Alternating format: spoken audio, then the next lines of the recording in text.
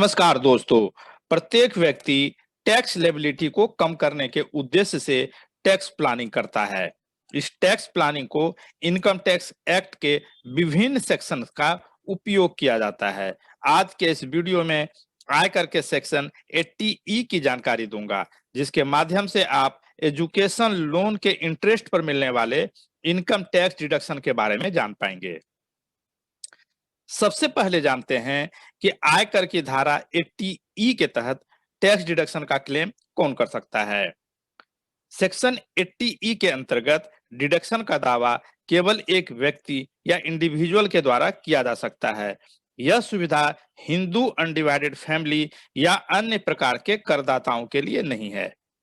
इस सेक्शन के अंतर्गत हायर एजुकेशन के लिए लोन निम्नलिखित व्यक्तियों के लिए लिया जा सकता है: स्वयं के लिए, अपनी पत्नी या पति के लिए,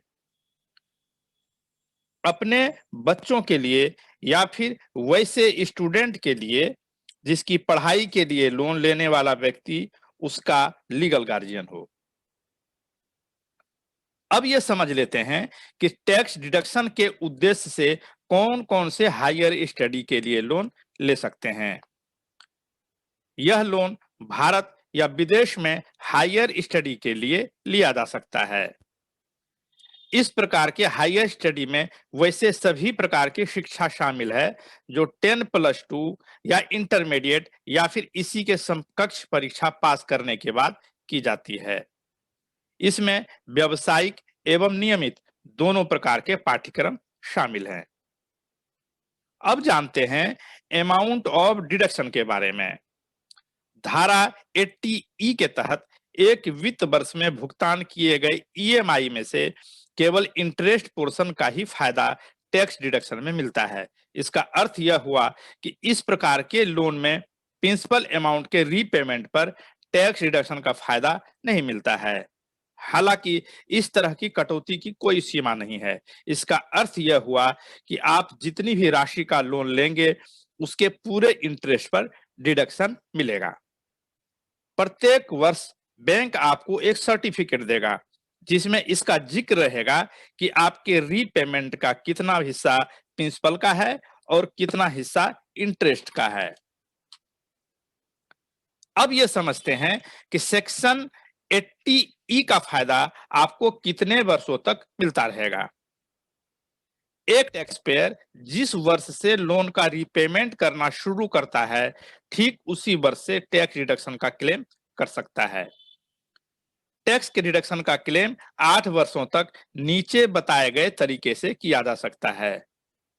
लोन रीपेमेंट प्रारंभ होने से 8 वर्षों तक या लोन का रीपेमेंट पूरा होने तक, इनमें से जो भी पहले हो जाए।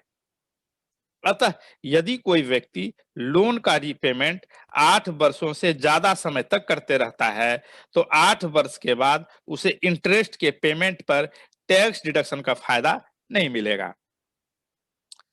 अब आपको बता देते हैं कि आप ये लोन कहां से प्राप्त कर सकते हैं। इसमें पहला है बैंक, दूसरा है फाइनेंशियल इंस्टीट्यूशन, तीसरा है चैरिटेबल इंस्टीट्यूशंस। इसके अंतर्गत वैसे चैरिटेबल इंस्टीट्यूशन आते हैं जो आयकर की धारा 10(23C एवं 80G(2)(a) के तहत अप्रूव्ड हैं।